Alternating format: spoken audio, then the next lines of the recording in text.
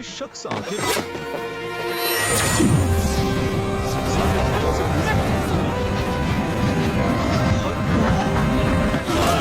ऐसी इसी ताकत किसमें होती है?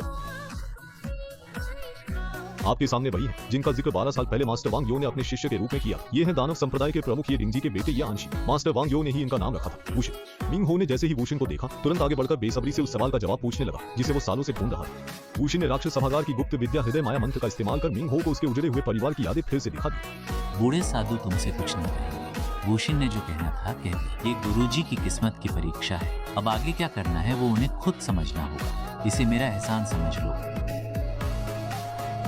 हम राजदूत को यहाँ से सुरक्षित ले जा सकते हैं। ये मेरी जमीन है। तुम लोग यहाँ से चले जाओ। मिंग हो और यूएजी के जाते ही तांग लियन ने वू शिन्यू पर मन का जाल चलाया, लेकिन उसके बड़े भाई वू चान ने बीच में आकर उसे रोक दिया। असल में वू चान वही आदमी था जो तांग लियन के साथ सोने का ताबूत ले जा रहा था। जब वे वू शिन को जूलोंग मंदिर ले जा रहे थे तभी वू चांग ने बताया कि वू शिन के पास राक्षस हॉल की 32 गुप्त कलाएं हैं और 30 गुप्त कलाएं हैं और इसी वजह से अलग अलग ताकतें उसे हासिल करना चाहती है।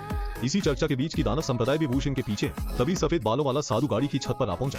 ये देखते ही तांग लियन ने तुरंत हमला किया और बाकी लोग भी लड़ाई में कूद पड़े। आखिर में जब लेई वूजी ने अपना कातिलाना वार चलाया तो सफेद बालों वाला पूरी तरह भड़क उठा। एक करके समझ बैठे थे कि मैं मारने की हिम्मत नहीं रखता।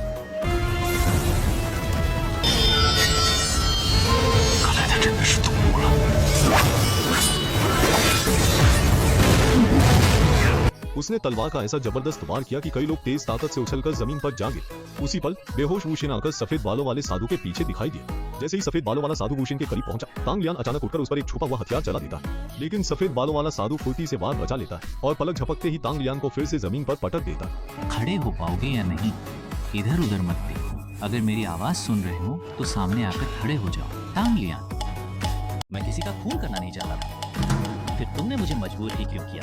अब और कितने केस बाकी हैं? सब कुछ बाहर निकाल दो। वान शू फेंक हुआ जैसी चाल हर तांग खानदान वाला नहीं चला पाता। तो चल एक और वार झेल ले मुझसे, अभी इसी। तेज आंतरिक शक्ति की लहर उठते ही तांग लियान ने तांग खानदान की मशहूर कला हजार फूलों की बारिश चला दी। वाई फांग ने देखा कि छिपे हथियार बारिश की तरह बरस रहे हैं तो उसने फौरन तलवार उठाकर उन्हें रोकना शुरू कर दिया, लेकिन हथियारों की वो बौछार थमने का नाम नहीं ले रही थी। उसकी महारत भी आखिर कब तक साथ देती। जबरदस्त ताकत के झटके से वो दूर जा गिरा और सीधे खाई में समा गया। तांग लियान की सच्ची ऊर्जा खत्म हो गई थी और वो वहीं बेहोश होकर गिर पड़ा। तभी वुशिन ने धीरे धीरे आंखें खोली, उठकर खड़ा हुआ और श्याओ से वलेई वूजे की तरफ चल पड़ा। मैं एक जगह जाना चाहता हूँ, नहीं जानता ये नौजवान मित्र क्या मेरे साथ वहाँ चलना पसंद करेगा? नहीं, लगता है ये आंटी भी साथ में ट्रीट देने को तैयार है।